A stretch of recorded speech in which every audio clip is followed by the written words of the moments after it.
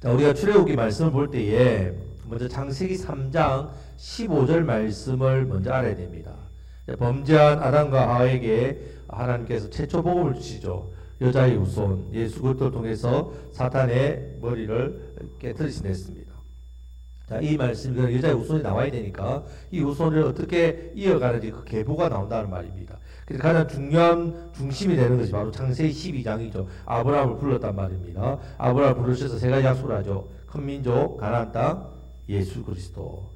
자, 이제 출애굽기 말씀은 이 첫 번째 약속이 이루어집니다. 1장에서 나오죠. 큰 민족이 되었습니다. 이제 두 번째 약속이 이루어지는 그 가나안 땅이 이제 시작된다는 말입니다. 자, 그런데 이 두 번째 약속이 이루어지는 데 있어서는 두 가지 문제가 있습니다. 첫 번째는 이스라엘 백성들이 애굽에서 나가지 않으려고 한단 말이에요. 왜? 애굽은 그 당시에 가장 강대국이었고 문화와 또 여러 모든 것이 풍요로웠단 말입니다. 그래서 하나님께서 어떻게 하십니까? 요셉을 알지 못하는 새 왕조. 자, 애굽의 왕조는 우리하고 다르댔죠. 우리는 민족이 같은데 나라가 바뀌죠. 애굽은 어떻다고요? 나라는 같은데 나라 이름은 안 바뀝니다. 애굽이라는 나라가. 그런데 민족이 바뀝니다. 자, 그래서 애굽의 이 왕조가 바뀌었는데 요셉을 알지 못하는 새 민족이 들어섰단 말이에요. 그러니까 이스라엘 백성들이 갑자기 노예로 전락해 버렸습니다. 학대를 받았습니다. 그래서 그 고통과 그 고난과 어려움을 견디다 못해 이제 하나님 앞에 부르짖습니다. 우리를 좀 살려주십시오. 그때 하나님께서 모세를 보내셨죠. 자, 두 번째 어떤 문제가 있느냐? 바로가 보내려고 하지 않는단 말입니다. 왜? 노예니까, 재산이지 않습니까? 수백만의 그 민족을 이 노예로 부리고 있다는 말입니다. 그래서 이 것에 대해서 하나님께서 10가지 재앙으로 바로와 애굽을 쳤습니다. 자, 이 부분을 기억하고 이제 이 출애굽기 말씀을 보아야 되고 10가지 재앙을 보아야 됩니다.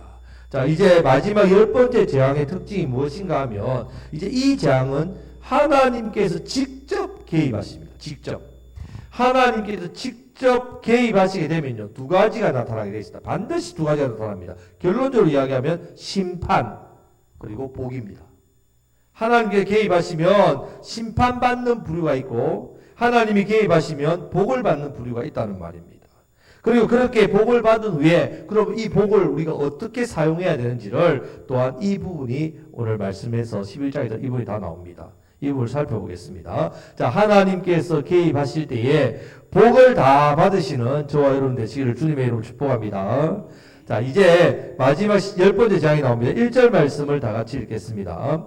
여호와께서 모세에게 이르시기를 내가 이제 한 가지 재앙을 바로와 애굽에 내린 후에야 그가 너희를 여기서 내보내리라. 그가 너희를 내보낼 때에는 여기서 반드시 다 쫓아내리니. 아멘. 자, 한 가지 재앙만 더 내린 후에 너희들을 보낼 것이다. 자, 원어에 보면 쫓아내고 쫓아내리라 이렇게 표현합니다. 나가라고 신신당부한다. 제발 좀 나가주세요. 이제는 제발 좀 부탁입니다. 전부 다 나가게 되도록 하신다는 말씀입니다. 자, 이렇게 하나님은 미리 한 가지 재앙이 남았다고 말씀을 해주고 있습니다. 자, 하나님께서 알파와 오메가 되시죠. 처음과 끝을 다 알고 계시는 분이란 말입니다. 그래서 어떤 일이 생길 때에 그 끝이 어떻게 될 건지 하나님 다 아신단 말입니다. 자, 그래서 이 10가지 재앙을 통해서 어떤 결과가 있는지를 미리 아시니까 모세에게 알려주는 겁니다. 자, 우리의 어떤 형편이든지 어떤 상황이든지 하나님께서 우리의 시작과 끝을 어떻게 해요? 다 아신단 말이에요. 하나님 손에 달려있음을 믿으시길 축복합니다. 여러분 불안하지 마십시오. 과정 속에 뭔가 좀 일이 꼬인다, 어려움이 왔다 해도 여러분들이 막 그냥 설레발치고 막 그냥 막 힘들어가지고 막 난리를 피우고 그렇게 막 여러분들의 어떤 감정이나 마음이 흔들리고 그러지 마십시오. 왜요? 내 처음과 시작과 끝이 누구 손에 있다는 거예요? 하나님 손에 달려있다는 믿으십시오. 과정에 좀 어려움이 있어도 이를 통해 하나님께서 어떻게 역사하실지 좀 바라보시고 조금 마음의 여유를 찾고 진득히 하나님을 바라보시는 여러분들 되시기를 축복합니다. 어떤 사람은 하나님 바라보지 않고 뭐 세월 좀 지나면 좋아지겠지. 시간 이야기다. 이런 말을 하시면 안 됩니다. 우리는 이런 말 하면 불신이죠. 세월이 지나서 좋아지는 게 아니라 하나님 내 끝을 알고 계시고 내 시작과 끝을 하나님 손에 있기 때문에 좋아집니다. 이렇게 고백하셔야 된다. 근데 우리는 너무 쉽게 시간 되면 다 지나면 좋아진다. 잘 될 거다. 이런 식으로 하는 것은 불신이란 말입니다. 성도는 절대로 그렇게 생각하고 그렇게 말하면 절대로 안 됩니다. 내 시작과 내 끝 하나님의 손에 있음을 믿습니다. 이 고백을 하시면서 기도하시고 내 모든 문제를 하나님께 맡기시는 그런 믿음의 참 성도님이 다 되시기를 우리 주님의 이름으로 축복합니다. 자, 2절 3절은 사실 뒷부분의 내용입니다. 앞에 먼저 놓아왔습니다. 자, 4절 말씀부터 보겠습니다. 자, 4절 말씀을 다 같이 읽겠습니다. 모세가 바로에게 이르되 여호와께서 이와 같이 말씀하시기를 밤중에 내가 애국 가운데로 들어가리니. 아멘. 열 번째 재앙의 특징이 뭐라고요? 예, 하나님 직접 들어가시는. 다른 재앙은 모세를 통해서 시켰습니다. 그런데 이제 열 번째 재앙은 하나님이 직접 애국 가운데 들어가셨습니다. 자, 일반적으로 하나님은 사람을 통해 주의 종을 통해 천사를 보내 일을 하시지 하나님이 직접 하시는 건 거의 드뭅니다. 자, 그런데 이렇게 성도와 아주 밀접한 관계가 있는 일이나 세상이 너무 악하기 때문에 하나님 친히 심판하셔야 될 때는 직접 개입하신다. 직접 싸우십니다. 그렇게 하시나요? 창세기 19장에서도 하나님께서 직접 내려오셔서 심판하셨다는 말입니다. 노아 홍수도 마찬가지로 하나님 직접 하신단 말입니다. 이제 하나님께서 애굽에 들어가시게 되면요, 죄인들은 어떻게 될까요? 하나님을 만나며 죄인은 어떻게 됩니까? 다 죽습니다. 하나님께서 왜 직접 개입하지 않는지 아시겠죠? 하나님 직접 만나면 다 죽습니다. 하나님을 만나는 순간 죄가 심판받아 죽음을 맞아야 된다는 말입니다. 그런데 그 가운데 하나님께서 자비를 베푸시는 게 누구냐? 바로 이스라엘 백성이죠. 그 자비를 어떻게 베풉니까? 직접 만나면 죽으니까 어떻게 해요? 문설주에 어린 양의 피로. 그렇게 자비를 베푸신다는 말입니다. 자, 5절 6절 말씀을 다 같이 읽겠습니다. 애굽 땅에 있는 모든 처음 난 것은 왕위에 앉아 있는 바로의 장도로부터 맷돌 뒤에 있는 몸종의 장자와 모든 가축의 처음 난 것까지 죽으리니 애굽 온 땅에 전무후무한 큰 부르짖음이 있으리라. 하나님께서 가시면 다 죽습니다. 하나님 친히 가시면 죄인들은 다 죽습니다. 죄인 아닌 사람 누가 있습니까? 다 죽는단 말입니다. 그래서 하나님의 진노하심으로 지옥의 형벌을 다 받아 마땅하단 말입니다. 그런데 이 모든 심판의 가운데도 하나님의 긍휼하심이 있다는 말입니다. 출애굽기 4장 22절 23절 앞에 말씀을 이미 말씀하셨습니다. 하나님께서 너는 바로에게 이르기를 여호와의 말씀에 이스라엘은 내 아들 내 장자라. 내가 내게 이르기를 내 아들을 보내주어 나를 섬기게 하라 하여도 내가 보내주기를 거절하니 내가 내 아들 내 장자를 죽이리라 하셨다 하라 하시니라 했습니다. 이스라엘이 하나님 장자인데 안 보내주니까 하나님 대적하니까 바로의 장자를 어떻게 해요? 죽이시겠다. 이 말씀은 이미 주신 말씀대로 하나님께서 다 죽이지 않고 사실은 다 죽어 마땅하지만 하나님께서 애굽 사람의 장자와 여종의 장자와 짐승의 첫 새끼만 죽이신다. 나머지 긍휼을 베풀어 주시는 거죠. 그래서 재산을 빼앗기고 질병이 걸렸을 때도 이 정도로 울지 않았지만 이제 열 번째 재앙, 장자의 죽음. 사실은 장자의 죽음은 우리 모든 사람 죽음에 마찬가지죠. 대표격이니까. 전무후무한 통곡이 있을 거라고 말씀합니다. 자, 그런데 반대로 이스라엘 백성은 어떻게 되느냐? 7절, 8절 말씀을 다 같이 읽겠습니다. 그러나 이스라엘 자손에게는 사람에게나 짐승에게나 개 한 마리도 그 혀를 움직이지 아니하리니 여호와께서 애굽 사람과 이스라엘 사이를 구별하는 줄을 너희가 알리라 하셨나니 왕의 이 모든 신하가 내게 내려와 내게 절하며 이르기를 너와 너를 따르는 온 백성은 나가라 한 후에야 내가 나가리라 하고 심히 노하여 바로에게서 나오니라. 아멘. 자, 지금 이스라엘 자손을 구별하신다 했습니다. 여기서 개 한 마리도 그 혀를 움직이지 않는다. 이 말은 무슨 말이냐? 자, 천재지변이 있으면 청각이나 후각이 발달할 때 짐승이 어떻게 합니까? 먼저 깨닫는 거죠. 저희 집도 금방이가 먼저 짖습니다. 멀리서 사람이 아직도 안 왔는데 벌써 짖는단 말이죠. 이 발달했다는 말입니다. 위험을 알리는 것은 본능입니다. 그런데 열 번째 재앙은 엄청난 재앙이잖아요. 죽음의 그림자가 덮는데 이스라엘을 물론이고 이스라엘 속한 짐승조차도 어떻게 해요? 전혀 이것이 미치지 않으니까 짐승이 반응을 안 한 겁니다. 그래서 걔가 혀를 움직이지 않는다는 표현을 쓰면서 이 말씀을 통해 이스라엘 백성들에게 어떻게 해요? 아, 우리에게는 재앙이 없구나. 이것을 하나님께서 안심시켜주는 그런 표현입니다. 지금 이 재앙을 통해서 알아야 되는 것은 먼저 하나님께서는 인생에 개입하시는 하나님이시라는 사실을 알아야 됩니다. 저와 여러분들의 삶에도 개입하시는 분이라는 사실을 기억해야 됩니다. 어떤 일이나 어떤 사건에도 직접 개입하시는 분이라는 사실을 기억해야 됩니다. 그러면 두 가지 양면성이 됐죠. 한쪽 면은 뭐라고요? 심판의 주로. 그리고 다른 한쪽은 예수 그리스도에게 붙어있는 자에게는 구원의 주로.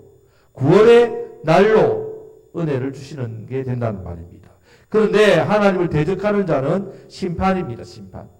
믿음 안에 있는 성도에게는 평강과 구원의 날이란 말입니다. 하나님께서 저와 여러분 인생에 개입하는 게 너무너무 복되단 말입니다. 구약시대에 보면요, 직접 개입하시는 부분이 아주 흔치 않습니다. 그런데 오늘은 어떻습니까? 하나님께서 어디 계십니까? 내 안에 계십니다. 내 안에. 성령 하나님으로 계신단 말이에요. 내 안에 계셔서 내 인생을 어떻게 해요? 순간순간 개입하신단 말이에요. 순간순간 내 영혼을 건드리신단 말이에요. 순간순간 내 영혼의 양심을 찌르신단 말이에요. 순간순간 말씀을 들려주셔서 깨닫게 해주신단 말입니다. 보호하시고 은혜 주시고 가르치신단 말이에요.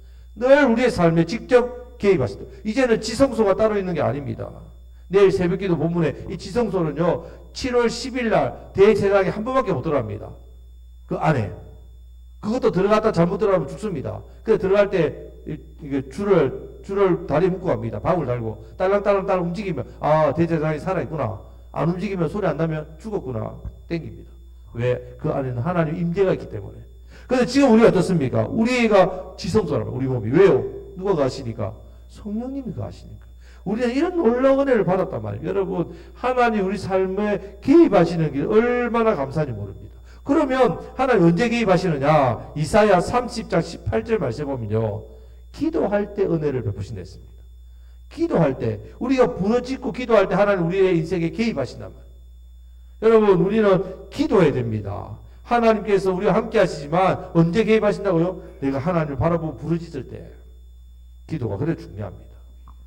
이제 이렇게 개입해 주신 결과가 뭐냐? 하나님 개입하시면 어떤 일이 있느냐? 자, 8절 말씀을 다 같이 읽겠습니다. 왕의 이 모든 신하가 내게 내려와 내게 절하며 이르기를 너와 너를 따르는 온 백성은 나가라 한 후에야 내가 나가리라 하고 심히 노하여 바로에게서 나오니라. 아멘. 자, 하나님 개입하시면 어떤 일을 하냐면요, 이제 왕과 왕의 모든 신하가 제발 좀 나가달라고 절을 합니다. 엎드려 절하면서 나가주십시오. 이렇게 왕과 모든 신하가 절해도 나가지 않겠다고 떳떳하게 모세도 이야기합니다. 우리 안 나갑니다. 아니, 나 실컷 간다고 했더니 나가라니까 또 무슨 청개구리도 아니고 왜 또 안 나간다 하느냐? 그럴 때 뭐라 하느냐?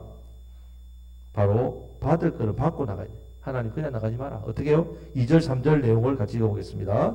백성에게 말하여 사람들에게 각기 이웃들에게 은금 패물을 구하게 하라 하시더니 여호와께서 그 백성으로 애굽 사람의 은혜를 받게 하셨고 또 그 사람 모세는 애굽 땅에 있는 바로의 신하와 백성의 눈에 아주 위대하게 보였더라. 아멘. 그냥 안 나갑니다. 어떻게 나간다고요? 이제 나갈 때 은금 패물을 달라. 자, 이 부분은요, 창세기 15장 13절 14절 말씀에서 하나님께서 아브라함에게 말씀하셨어요. 여호와께서 아브라함에게 이르시되 너는 반드시 알라. 내 자손이 이방에서 객이 되어 그들을 섬기겠고 그들은 400년 동안 내 자손을 괴롭히리니 그들이 섬기는 나라를 내가 징벌할지며 그 후에 내 자손이 큰 재물을 이끌고 나오리라. 이렇게 분명히 약속하셨습니다. 그러니까 이제 이 말씀대로 나올 때 그냥 나오는 게 아니라 뭐 어떻게 나온다고요? 이제 애굽에 있는 모든 재물들을 딱 들고 나온다. 이렇게 된다 말씀이에요. 이 말씀은 이미 600년 전에 하나님께서 아브라함에게 한 약속입니다. 지금 이 요구는 우연히 된 게 아니란 말입니다. 조금 전에 하신 말씀이 아니라 창세전에 이미 예정하신 것이고 그것을 600년 전에 아브라함을 통해 말씀하셨고 약속하셨고 이 예언이 그대로 지금 이루어지게 하셨다는 말입니다. 자, 그래서 은금패물을 애굽 사람이 주는 것 같지만 실제로 누가 주는 겁니까? 하나님 주신 거죠. 예.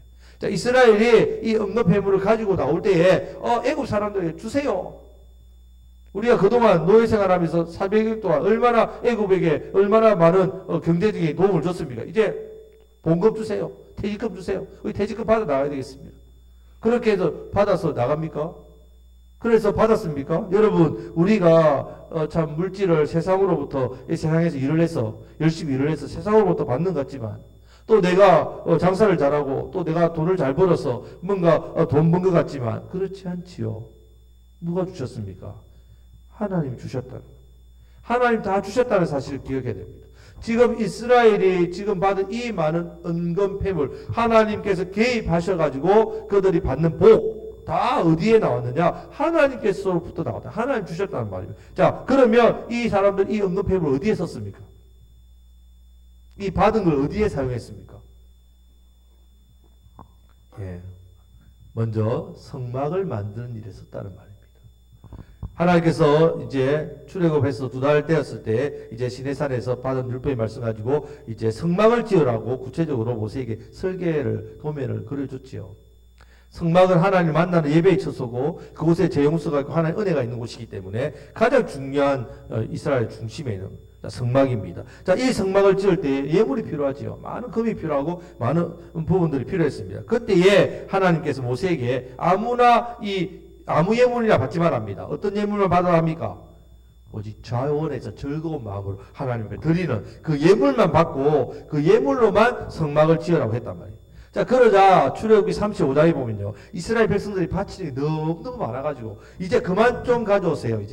이제는 안 됩니다. 그만 가져. 이렇게 할 정도가 되었단 말입니다. 자, 그렇겠죠. 자, 그런데 이 재물 이것만 사용하면 얼마나 좋았겠습니까? 그런데 32장에 보면 다른 데 사용합니다. 어디에 사용했겠습니까? 예, 금송아지 만들었다. 모세가 시내산에 율법을 받아왔는데 너무 자기 생각보다 안 내려오니까, 모세가 죽었는지 너무 두려우니까 우리를 인도할 신을 만들어내라 아론에게 했더니, 아론이 그럼 너희들이 있는 폐물 가져온나? 금을 모아가지고 어떻게 합니까? 뚝딱 금송아지 만들어 우상숭배했단 말이에요.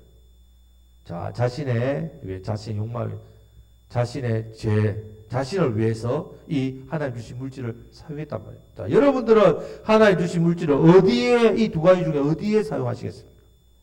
성막에 사용하시겠습니까? 우상에 사용하시겠습니까? 여러분, 우리가 반드시 성도는요, 세상을 살아갈 때 이런 바른 물질가 있어야 됩니다. 우리는 이 두 중에 하나를 사용해야 되어 있다는 말입니다. 내가 번 것이 아니라 하나님께 주셨다는 이 물질관이 반드시 있어야 됩니다. 이 하나님 내게 주신 것이다. 내 것이니까 내 마음대로 사용한다. 이런 생각이 있는 사람은요, 절대로 성막을 위해서 드리지 않습니다. 자원해서 즐겁게 드리지 않습니다. 내가 벌었으니까 내가 사용하죠. 내 유익을 위해서, 내 인생을 위해서 사용하는 거 뭐가 문제입니까? 내가 벌었는데. 우리 그렇지 않다는 말입니다. 먼저 이 생각을 해야 됩니다. 내가 번 것이 아니라 하나님께서 주셨습니다. 자, 두 번째 생각해야 될 것은요, 하나님께 그럼 왜 여러분들에게 물질을 주셨냐 이 말이죠. 그 이유가 있다는 말입니다. 아유, 이 땅을 살려면 돈이 필요하지요. 먹고 살아야 되기 때문에. 아니면 죽는데요. 그래서 주셨습니까? 아니죠. 마태복음 6장 33절 먼저 그의 나라와 그의 의를 구하라. 그럼 이 모든 건 너에게 더해 주시는 거죠. 무엇을 먹을까, 무엇을 마실까, 무엇을 입을까 염려하지 말았습니다. 이런 이방이 다 구하는 것이고, 하나님의 백성은 하나님 다 주시니까 그거 구하지 말고 하나님 나라와 하나님 의를 구하라 했습니다. 자, 우리가 이 하나님 주시는 물질 다 이유가 있습니다. 금송아지나 만들려고 그 물질을 죄나 짓고 내 인생의 만족과 유익을 채우려고 쾌락을 쫓아가려고 그렇게 해서 물질을 주신 게 아니란 말입니다. 나를 위해 쓰라고 주신 게 아니란 말입니다. 자, 물질을 받았다면 하나님, 제가 이 물질을 어떻게 사용해야 됩니까? 하나님 앞에 묻고 헤아려서 뜻을 깨닫고 수종 들고, 그리고 하나님 나라를 위해서 여러분 잘 섬겨야 됩니다. 왜? 그러면 하나님이 더해 주신다. 더 채워 주신단 말입니다.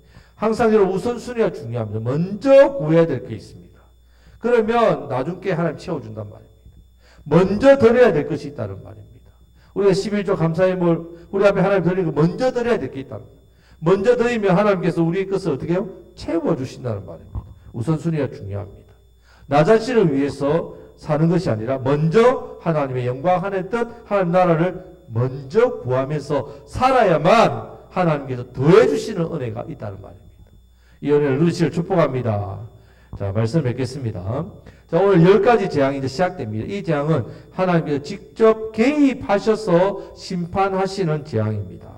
하나님께서 이렇게 인생을, 사건을, 일을 개입하실 때가 있습니다. 지금은 우리가, 성령님 우리 가운데 계셔서 늘 개입하신단 말입니다. 순간순간. 그때 두 가지로 나타낸다. 하나님 백성은 구원의 주로 구원의 날로 나타나지만 세상은 원수는 하나님을 대적하는 자는 죄를 쫓아가는 사람에게 때는 심판의 날로 하나님 심판의 주로 임하신다는 걸 기억해야 됩니다. 그래서 하나님께서 우리 인생을 개입하시고 간섭하시는 게 복이란 말입니다. 저와 여러분들 성령님을 의지하심으로 이것이 복되시기를 축복합니다.